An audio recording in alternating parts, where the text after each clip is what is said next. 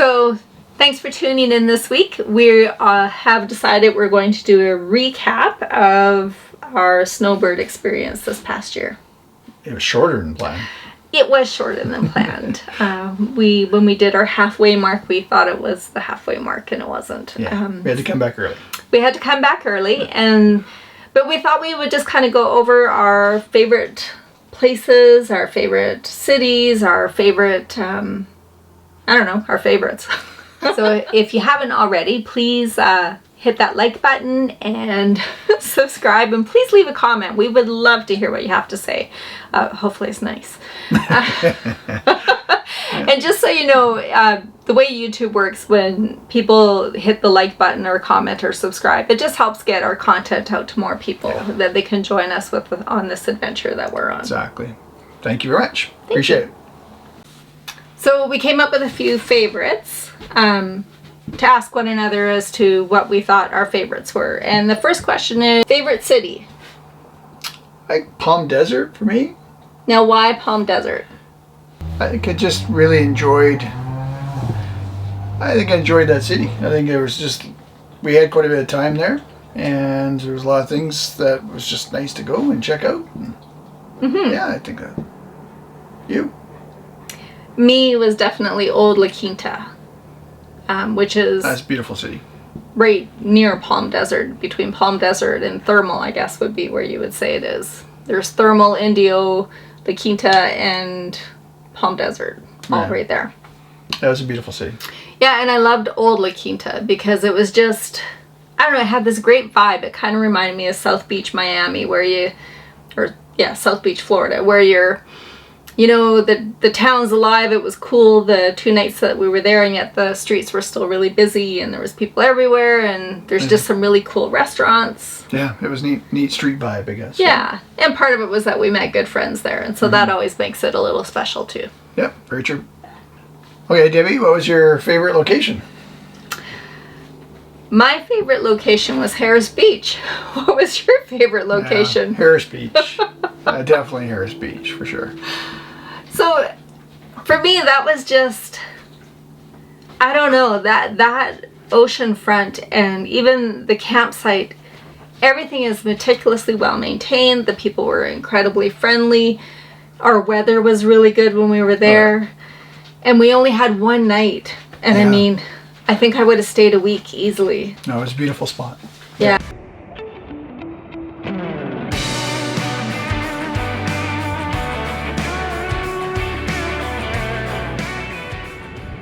So this is just one of the many beaches at Harris Beach State Park.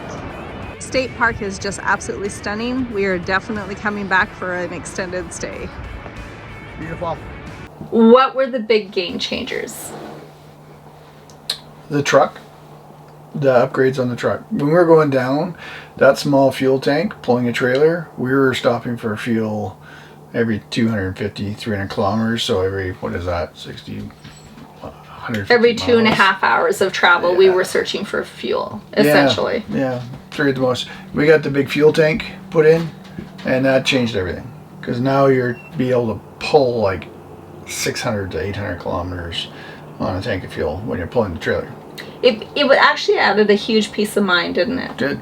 There was no more of that, oh crud, looking at the fuel gauge and we better start looking for fuel. Yeah, because you could do those 2 travel days, or 2 shorter travel days, and then when you're disconnected, you can go easily go get fuel without having the trailer on, which made it easier. But once we travel back on the I-5, those fuel stations are a lot different because they're set up for trucks and trailers and everything. So there wasn't a thing. Going down the coast, you sometimes had to pick few your and far spots. between. Like, it was tough. What else did we have that was a game changer? Our power solar upgrade is finally finished. Yeah. Woohoo! When we went down, the power upgrade was done, but we had issues. Yes. And which wasn't even, it was just a setting issue. So once that got corrected, then we were rolling with big batteries and a nice inverter, which is wonderful. Mm-hmm. But then after Mesa and Yuma, the solar was done. And that was glorious. Yeah. So now we're producing big power. Yeah. And big batteries, and You got the air conditioning, you can be boondocking and with the air without worrying about it. So. And from a total girly perspective, to be able to go disperse camping and to blow dry my hair. I know for men that must just seem ridiculous, but for a girl, I don't have easy hair. I need a blow dryer. Yeah, that was a huge game changer. Favorite state park? State park, Borrego Springs, I think, California. California's largest state park. I really enjoyed our time there. I thought that was a neat place to be. I loved Anza Borrego. Originally, I had put El Capitan, but then when I got thinking about it, when I was putting some of the footage together, looking at the videos and that, definitely Anza Borrego. Really, eh? Yeah. Me too.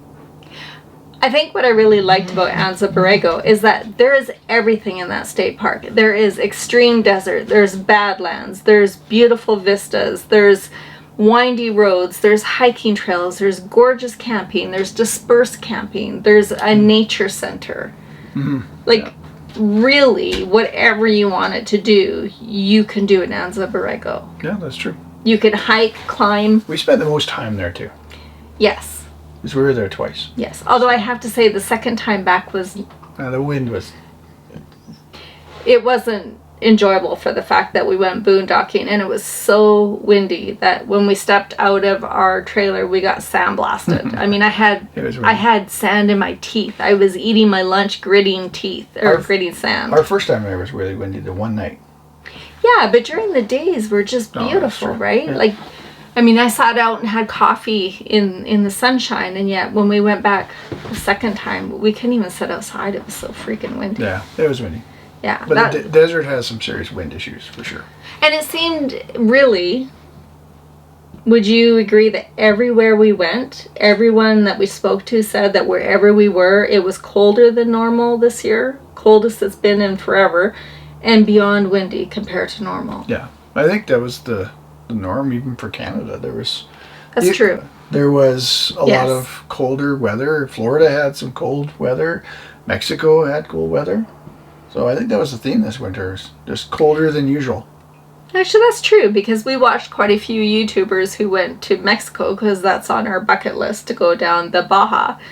And everyone was saying how cold and windy it was, that they were wearing parkas, which, I mean, who wears a parka in Mexico? Yeah. So yeah. Maybe that was the thing. One of the things that we thought we would just touch on are what are the best things that we learned for this, and what would we do differently? I think being prepared the way we were, crossing the border, with the packages put together with everything. Our spreadsheet, all the stuff that was in the trailer, everything else, we were prepared to cross. And when we came back, again, we were prepared to cross. So we had the spreadsheet with all of our purchases. You had your spreadsheet with everything that was in the trailer, food-wise and such. And so it made crossing the border really simple. That's true. Both ways was seamless. Yeah, which is good, because it was our first time going to the States in a very long time, because of, again, with the pandemic and everything too. So it was nice to have that. I think that was the biggest thing that we did that helped, crossing. What would you do differently? So we pushed really hard going down. I mean, part of it was that we left later than what we wanted to. Yeah, One, because 3 weeks. Your work went way later than normal. There. And then, in addition, we had truck issues, which that was an entirely different video when we got stranded in Hope because our truck needed fixed. Yeah. So we left later than what we had anticipated, but we pushed way too hard going down through the Oregon coast. I felt, personally. But we hadn't found our travel groove. No, I think it would have been nice if we would have had those 3 weeks. That would have been a wonderful thing. Yes. Lesson learned next year will be, of course, to make sure that the trailer's ready to go and the truck is ready to go. But fortunately, 100%. We found Agromotive in Chilliwack, which we will take our truck and trailer to next year before we head south. We'll take both. They can go through both of them front to back and make sure everything is solid and good to go. And then we'll have no worries, other than, of course, things can and will break down. Yeah. They can. Like our 2 flat tires. Yeah. Screws. Yep. We had a flat tire on the pickup truck when we got to Anza Borrego the second time. Oh, first time. First time. When we got to Anza Borrego, we had a screw in the front left tire. And then when we stayed at Castaic Lake, I still highly recommend there, but check your campsite because we found screws and nails. Especially and our campsite, yeah. everything. And our trailer picked up a wayward screw, and we found that when we got to Santanella. Mm-hmm. Yeah, screw that. Ruined the tire because it was outside of the steel. That's right. Belt, so. It wasn't even repairable. It did destroy the tire. Yeah. Which really Which is an odd place to get a screw. They're expensive tires to replace. Mm-hmm. So that was kind of a pain. Okay, Debbie, what was your highlight of the trip? Overall highlight? By far, hands down, Oregon coast. Thought you'd say that. I love the Oregon coast. I could spend a month traveling up and down the Oregon coast and sitting on the beaches. It's just such a wonderful coastline that it's not big, steep cliffs to get down. There's open beaches everywhere. A lot of access. Total public access all the way along there. Driving down the highway, there's so many pullouts. I mean, they've done an amazing job of all these pullouts that you can pull out and take pictures and stop for a picnic. And I mean, we had breakfast on a beach with our trailer. It was amazing. Kissing Rock. Kissing Rock, that's right. It was at Kissing Rock. Yeah. I mean, just... It was a governor that kind of made that whole coastline open to people, right? That's right. Yeah. He said that he didn't want it to become all private ownership and the common person not be able to go down and enjoy it. And I mean, he did an amazing job. Yeah. We were just talking about in the vehicle that there's a whole pile of places that I keep looking and saying, oh, this is a must-see. And the truth is that all of the Oregon coast is a must-see. I think this is something that we will tour through every time we come down each winter to just slowly make our way through Oregon and see all the sights. Yeah, it's beautiful. So many wonderful spots. Just pull over and get a view like this. Can you imagine what this would be like on a beautiful sunny day? And the sun has come out. It's gorgeous. Just absolutely gorgeous. This is a little public park right off the main road we're able to park at. Stunning. So, what do you think of this place? It is stunning.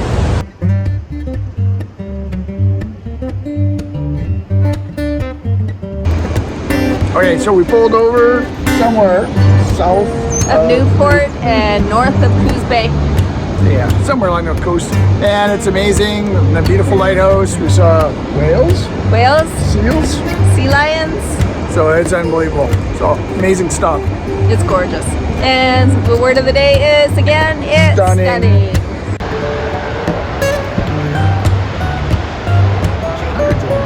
So we keep saying it everywhere we go, but Oregon beaches are just breathtaking. I mean, you just look anywhere and it is, as we've been saying all along, stunning. What's a word for the Oregon coast? Stunning. Absolutely. I think for me, one of the highlights was meeting the people we met. We met some incredible people that became instant friends, that we're connecting with still, building a relationship with still. I mean, the RV community is very friendly. Yes. And that's a wonderful thing. But I didn't think we'd meet the friends that we met so easily and quickly. Yeah. That was wonderful. That was wonderful. It really was. I mean, it kind of makes it hard for when you're planning your future trips in the years to come because... Well, we already know some of the places we have to go because we want to reconnect with some of those friends. That's right. So, yeah. Yeah, and so that's, yeah. It actually started before we went down because we met a couple from Holland, from the Netherlands, in Princeton on a job that have become friends. Yeah, Gerard and Hilly. Yeah. So, I mean, that whole thing, that's just, it's neat how it works. And it's a very friendly community. Well, I guess it boils down to people are all like-minded, right? I guess so, yeah. It's a wonderful outdoors thing. And enjoy nature and laid back. You tend to be laid back when you're an RVer, for the most part. What would be the biggest difference you do next year over what we did this year? For me, 4 to 7 night stays for the most part. I mean, occasionally At the longest. Yeah. Occasionally a longer stay, but for the most part 4 to 7 nights. Probably 7 nights is the wheelhouse because you save a lot of money. And the second thing is we ended up spending more time in RV parks than I would have liked to have. Once we got down there, yeah. Once we got down there. And it was mainly because of convenience or meeting up with friends or whatever it was. And for next year, I'd like to see us in state parks and national parks way more than what we were in RV parks this year. Me too. And I think that we will. Yeah. So I guess the big question is, would you do it again? I'm counting the days till we leave next year. Me too.